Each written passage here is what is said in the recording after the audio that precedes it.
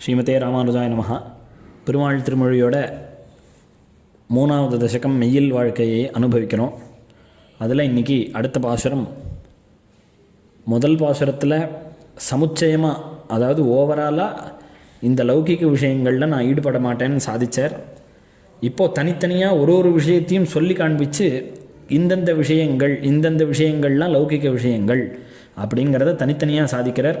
நூலினேரிடையார் திறத்தே நிற்கும் ஞாலம் தன்னொடும் கூடுவதில்லையான் ஆலியா அழையா அரங்கா என்று மாலெழுந்துழிந்தேன் எந்தன் மாலுக்கே.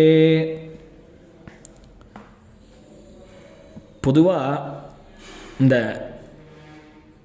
லௌகிக விஷயங்களில் விஷயம் அப்படின்னாலே இந்த சப்தஸ்பர்ஷ ரூபரசங்கள், இந்த மாதிரி விஷயங்கள், அதுலேயும் இந்த காமமான விஷயங்களில் ஈடுபட்டு வாழ்க்கை தொலைகிறது அப்படிங்கிறது பல கால் நடக்கும். அதிலிருந்து தப்பிக்கணும், அதிலிருந்து நமக்கு ஒரு காஷன் ஏற்படணும் அப்படிங்கிற விஷயத்தை இந்த பாசுரத்தில் சாய்க்கிறார். இந்த ஸ்திரீ விஷயங்களில் நாம் அந்த விஷயத்தில் ஈடுபடக்கூடாது, பரஸ்திரீ விஷயத்தில். அப்போது அதை இந்த பாசுரத்தை சாய்க்கிறார். நூலினேரிடையார், அவளுடைய இடை அது நூலை ஒத்து இருக்குமா. நூல் எவ்வளவு மெல்லிசாக இருக்குமோ அந்த அளவுக்கு அவளுடைய ஸ்திரீகளுடைய இடை இருக்கும். அந்த திறத்தே நிற்கும் ஞாலம் தன்னொடும், அப்பேற்பட்ட ஸ்திரீகளுடைய விஷயத்தில் ஈடுபடக்கூடியதான ஞாலம் பூமியில் இருக்கக்கூடியவர்களோடு யான் கூடுவதில்லை அப்படின்னு சாய்க்கிறார். இந்த ஸ்திரீகள் விஷயத்தில் விழுந்துட்டோன்னா திருப்பி மீள்றது கஷ்டம். அது தொண்டரட்பியாளர் கூட சாய்க்கிறார். மாதரார் கயல்கணென்னும் வலையுள் பட்டழுந்து வேனை. ஸ்திரீகளுடைய கண் இருக்கே, அந்த கண்ணுன்றது ஒரு மீனா. அந்த கண்ணாகிய மீன்றதே ஒரு வலை, அந்த வலையில் பட்டு உழுந்தா முடிஞ்சுது கதை அப்படின்னு சாய்க்கிறார். மாதரார் கயல்கண் என்னும் வலையுள், மீனை ஒத்த கண் போன்ற வலையில் விழுந்துட்டோன்னா திருப்பி எழுந்துக்கிறது கஷ்டம். இது 2 ரூபகம் இருக்குது, அனுபவிக்கணும். இந்த பாசுரத்தை, தொண்டர்பையாளர் பாசுரத்தை, மீனை போல கண்ணுங்கிறது ஒரு ரூபகம். ரூபகம்னா தமிழில் உவமைன்னு வச்சுக்கோங்க. அப்படி எனக்கு தமிழில் என்னன்னு சொல்ல தெரியல. அப்போது மீனை ஒத்த கண்ணு, அந்த கண்ணாகிற வலை அப்படின்னு அர்த்தம் வச்சுக்கணும். ரூபகம். அப்போது அதில் விழுந்தா சிரமம் அப்படிங்கிறத தொண்டர்பிரியாழ்வார் சாய்க்கிறார். எல்லா ஆழ்வாரும் சொல்கிறார். இதுக்கு காரணமே ஒரு 5 பேராம். இந்த மாதிரி லௌகிக விஷயங்களில் நாம் ஈடுபடுறதுக்கு காரணமே 5 பேர் அப்படிங்கிறத நம்மாழ்வார் சாய்க்கிறார். உள்நிலாவிய ஐவரால் குமைதீற்றி. இந்த 5 பேர் உள்ளே இருக்கா, அந்த அவா பண்ணுற காரியங்கள் இது அப்படின்னு நம்மாழ்வார் சாய்க்கிறார். அப்போது இப்படி இந்த விஷயத்தில் ஈடுபடுற லோகத்தில் இருக்கக்கூடிய லௌகிகர்களோட நான் சேர்றது கிடையாது. ஆலியா ஆடிண்டு அரங்கா என்றழையா, ரங்கா ரங்கா அப்படின்னு கூட்டுண்டு எந்தன் மாலுக்கே மாலெழுந்தொழிந்தேன். என் பேரில் வியாமோகம் வச்சுன்னு இருக்கான் பெருமாள், அதனால தான் அவனுக்கு மால் அப்படின்னு பேர். இல்லைன்னா எனக்கு அனுகிரகம் பண்ணுவானா, என்னை ஸ்ரீரங்கத்துக்கு அழிச்சுன்னு பாகவதாரோட சம்பந்தம் ஏற்படுத்துவானா? அப்போது இந்த மால் விஷயத்திலேயே எனக்கும் வியாமோகம் வந்தது அப்படின்றத சாய்க்கிறார். முதல் விஷயம் ஸ்திரீகள் விஷயம். ஸ்திரீகள் விஷயம்னாலும் ஸ்திரீகளுடைய அவயவ விஷயம். ஸ்திரீகள்கிட்ட அவள் கண்ணு நன்னா இருக்குது, அவள் இடை நன்னா இருக்குது, அவள் சிரிப்பு நன்னா இருக்குன்னு இந்த மாதிரி ஒரு ஆஸ்பெக்டில் வரக்கூடியதான மோகம், காமம். அப்போது இந்த மாதிரி பார்க்கறது தான் தப்பு. ஸ்திரீகளை அவள் முகத்தை பார்க்கறது ஒன்றும் தப்பு கிடையாது அப்படின்னு மன்மதனுடைய வசத்துக்கு அவள் ஆட்பட்டுடுவாள். மன்மதனுக்கு காமன்னு பேர். அவன்கிட்ட ஒரு வில்லு இருக்குது, அந்த வில்லுனால் பானத்தை அடித்தான்னா நம்மளுக்கு அந்த கலக்கமெல்லாம் ஏற்படும். இந்த இங்கிலீஷில் கூட கியூபிட் அப்படின்னு சொல்லுவாள் இந்த மன்மதனுடைய பானத்துக்கு. அப்போது கொஞ்சம் விரக்தி இருக்குது. அதாவது இவாளை இந்த ஆஸ்பெக்டில் பார்க்கக்கூடாது, ஆனால் அவள் முகத்தை பார்க்கலாம், அவள்கிட்ட சாதாரணமாக பேசலாம் அப்படின்னு கொஞ்சோண்டு விரக்தி இருந்தாலும் ஒரு சிற்றின்பம் இருக்கு அவளுக்கு. அவள்கிட்ட பேசி தான் பார்ப்போமே அப்படின்னு இருக்கவா கூட கூட நான் சேர்றது கிடையாது அப்படின்னு அடுத்த பாசுரத்தில் சாய்க்கிறார். மாறனார் வரிவஞ்சிலை காட்செய்யும் பாரினாரொடும் கூடுவதில்லையான் ஆரமார்வனரங்கணனன் தன் நல் நாரணன் நரகாந்தகன் பித்தனே. இந்த மாறனார் வரிவஞ்சிலை மன்மதனுடைய வில்லுக்கு லட்சியமாக ஆயிடுறோம். அப்படி ஆகி நம்மளுடைய மனசெல்லாம் கெட்டு மாதர்கள்னு சொல்லக்கூடிய ஸ்திரீகளுடைய வலையில் சிக்கி விழுந்துடுறோம். விழுந்தது மட்டும் இல்லை, நரகத்துக்கு போகிறதுக்கான பாப்பம் எல்லாத்தையும் பண்ணுறோம். பண்ணுறது யாருன்னா நாம தான், இந்த லோகத்தில் இருக்கக்கூடியவர்கள். ஆனால் நாம் யார்கிட்ட போய் சேரணும் அப்படின்னா மன்மதனான பெருமாள் இருக்காரு, சாக்ஷான் மன்மதகான்னு பெருமாளுடைய திருவடிகளை பிடிச்சிக்கணும். ஆழ்வார் அதை தான் சொல்கிறார். நீங்கள்லாம் இந்த மாதிரி மன்மதனுடைய வில்லுக்கு இலக்காகி அவனுடைய பானத்தினால் அடிபட்டு இந்த விஷயத்திலெல்லாம் விழுந்து கிடக்கேங்கோ. நான் அப்படி கிடையாது. நான் மன்மதனான பெருமாள் திருவடியில் விழுந்து கிடப்பவன் நான். மன்மதன் ஒரு வில்லு வச்சுன்னு இருக்கான். அந்த வில்லானது ரொம்ப கெட்ட வில்லு. அது நம்மளை அதாவது கெட்ட வழியில் கெட்ட பாதையில் தான் கொண்டு போகும், நமக்கு கேடு விளைவிக்கும், நம்மளுடைய ஆத்ம சக்தியெல்லாம் குறைக்கும். ஆனால் பெருமாளும் ஒரு வில்லு வச்சுருக்கார், ஷார்ங்கம்னு பேர். ஷார்ங்கம் என்னும் வில்லாண்டான் அப்படின்னு பெரியாழ்வார் சாய்க்கிறாரே, அப்பேற்பட்ட வில்லு வச்சுருக்கார். நல் நாரணன், உபய விபூதிக்கும் நாதன் அவன்தான். ஆசிரயிக்கிறவாளை அவளை நல்ல வழியிலேயே கொண்டு போனோம்னு பெரிய எண்ணம் உடையவன். அதனாலேயே நல் நாரணன், கிருபை உடையவன்.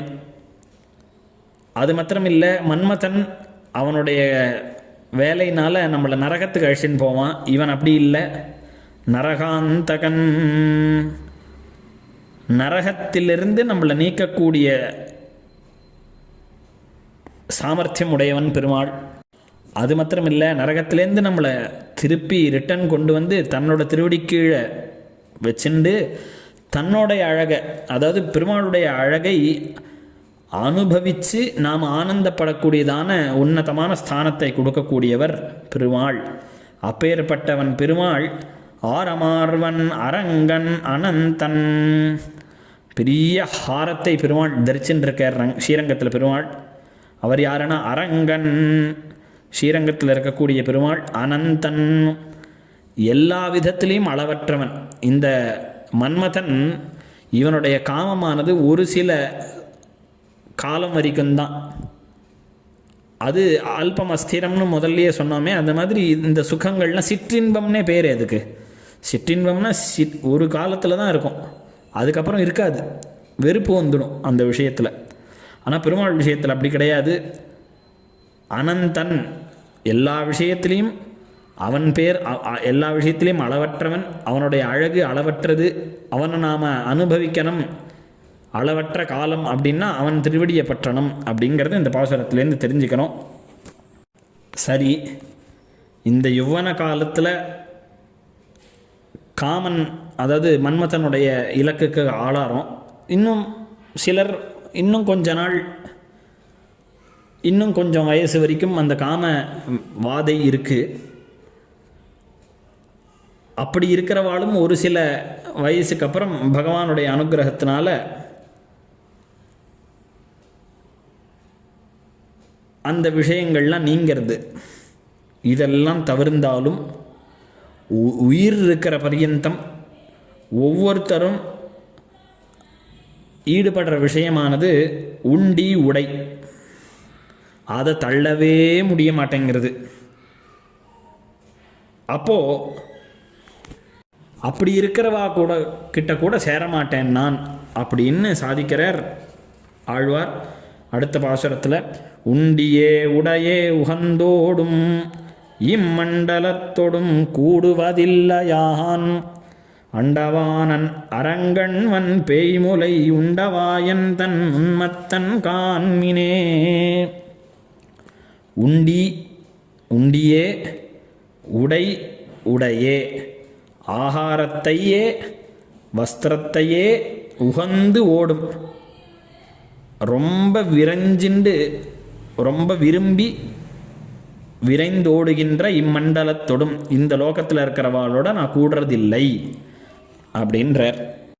என்ன சுவாமி நீங்கள் தான் சொல்கிறீங்கோ பகவானை சரணாகதி பண்ணிட்டு பகவத் அனுபவம் பண்ணணும், பாகவதாள்கிட்ட பக்தியோடு இருக்கணும் யாவத் காலம் அப்படின்னெல்லாம் சொல்லிவிட்டு இப்போ உயிர் இருக்கிற வரைக்கும் சாப்பிட்றது இந்த ட்ரெஸ் பண்ணிக்கிறது இதிலெல்லாம் ஆசை வரக்கூடாது அப்படின்றலன்னு கேட்டால் அப்படி இல்லை.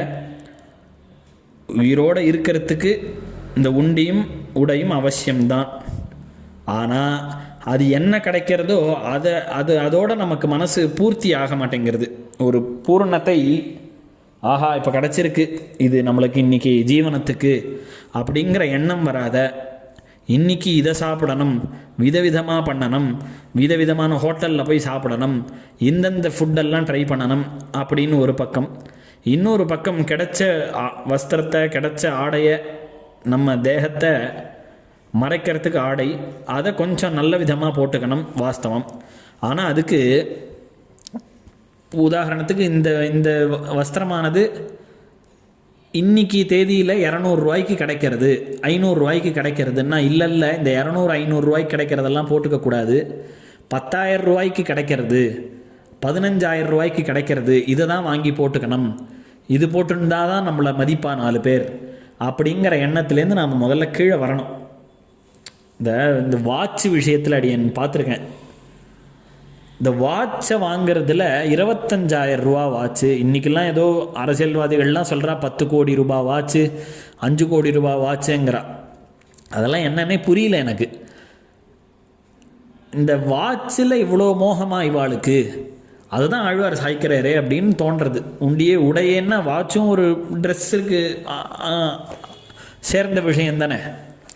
அப்போது இந்த வாட்சை 5 கோடி ரூபாய்க்கு வாங்குறா அப்படின்னா இவா அந்த வாட்ச் பேரில் இந்த உடை பேரில் எவ்வளோ மோகத்தோடு இருக்காங்கிறது தெரியறது. இப்போ 100 ரூபாய்க்கு வாட்ச் கிடைக்கிறது சரி, டீசெண்டான வாட்சுன்னா ஒரு 1000 ரூபா வச்சுப்போம். 1000 ரூபாங்கிறதே எனக்குலாம் ஜாஸ்தி. அப்போ இந்த 1000 ரூபாய் வாட்சில் காண்பிக்காத டைம் என்ன அந்த 1 கோடி 10 கோடி ரூபாய் வாட்சில் காட்ட போகிறது? அப்போது இவாளுக்கு அந்த நேரம் பார்க்கறதுக்கு அந்த வாட்ச் தேவையில்லை. அது பார்க்குறதுனா ஃபோனில் பார்க்கலாம். அவளுடைய அந்த அபிமானம் அந்த வாட்ச் பேரில் டைம் பார்க்குறதுக்காக கிடையாது. அதை போட்டுண்டா நம்மளுக்கு ஒரு கௌரவம், நம்மளை 4 பேர் பெரிய இதுவாக பார்ப்பா அப்படிங்கிற எண்ணமே தவிர இது உகந்து ஓடுறா. இதனால தான் இந்த உண்டியே உடையே உகந்து ஓடுறது அப்படின்னா இந்த விருப்பத்தோடு போய் அதில் உழருது. அப்படி இந்த விஷயங்கள் உண்டி சாப்பாடு இது போரும் இன்னைக்கு அப்படிங்கிற எண்ணம் கிடையாது. இதெல்லாம் சாப்பிடணும், இதெல்லாம் போய் அனுபவிக்கணும். அப்படின்ட்டு கூட ஒருத்தர் சொன்னார், இந்த மாதிரி இன்னும் பரநியாசம் பண்ணிக்கல, பெருமாள் திருவடிகளில் சரணாகதி பண்ணிக்கல நான் அப்படின்னாரு. ஏன் சுவாமி அப்படின்னு நான் கேட்டேன். இல்லை இன்னும் நான் நார்த் இந்தியாவில் போய் நார்த் இண்டியன் டிஷ்ஷஸ் எல்லாம் சாப்பிட்டது கிடையாது நான் பெருசாக, அந்த ஃபுட்டெல்லாம் எக்ஸ்ப்ளோர் பண்ணலை அப்படின்னர். ஓஹோ, இப்போ இந்த ஒரு காரணத்துக்காகலாம் சரணாகதி பண்ணிக்கூடாதுன்னு நினைக்கிறாரே பெரிய மகாத்மா இவர் அப்படின்னு நினச்சிட்டேன். என்ன பண்ணுறது, என்ன நான் திட்ட முடியுமா அவரை? இல்லை, அவர் ஒரு மைண்ட் செட்டில் இருக்கார். அப்போது இந்த ஒரு சாப்பிட்ற விஷயத்துக்காக சரணாகதி பண்ணிக்க மாட்டேன், சமாசனம் பண்ணிக்க மாட்டேன்னு சொல்லக்கூடியவா இருக்கான்னா இந்த உகந்து ஓடுறது இதுதான் அப்படிங்கிறத பிரத்யட்சமாக தெரிஞ்சுட்டேன். இப்போ உகந்து ஓடுறது அப்படின்னா இந்த ஒரு அல்பமான இந்த சாப்பாட்டு விஷயத்தில் வச்சிருக்கிற ஆசையானது பகவான்கிட்டேருந்து அவளை தள்ளுறது, பெருமாள் திருவடிக்கு பெருமாள்கிட்ட போய் சேர்றதுக்கான வாய்ப்பை குறைக்கிறது. அவளால் பகவத் அனுபவம் பண்ண முடியாது, பகவானை ஆசிரியிக்க முடியலையே, தடுக்கிறது. அப்போது உண்டி உடைங்கிறது வேணும். ஆனால் அந்த உண்டியே உடையேன்னு உகந்து ஓடக்கூடாது. அப்படி உகந்து ஓடுறவாளோட, உகந்து ஓடக்கூடியதான இந்த லோகத்தில் இருக்கிறவாளோட நான் கூடுறதில்லை அப்படின்னர். அண்டவானன் அரங்கன் பேய்முலையுண்ட உண்ட ஆயன் அந்த பெருமாளோட உண்மத்தன் காண்மினே அப்படின்னு சாய்க்கிறார் உத்தரார்த்தத்தில். அண்டவானன்றதுக்கு 2 அர்த்தம்.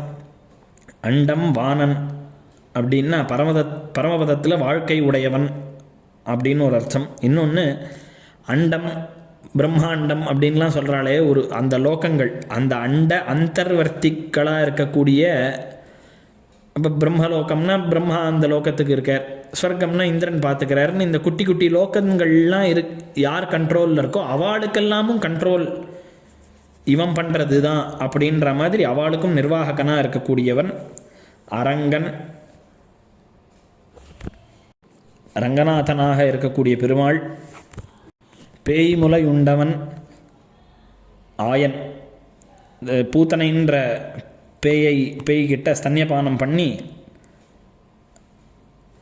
எழுந்தருளியிருந்த கிருஷ்ணனான அந்த பெருமாள் உடைய பித்தனாவேனே தவிர மீதி இந்த லோகத்தாரோட சேரமாட்டேன்.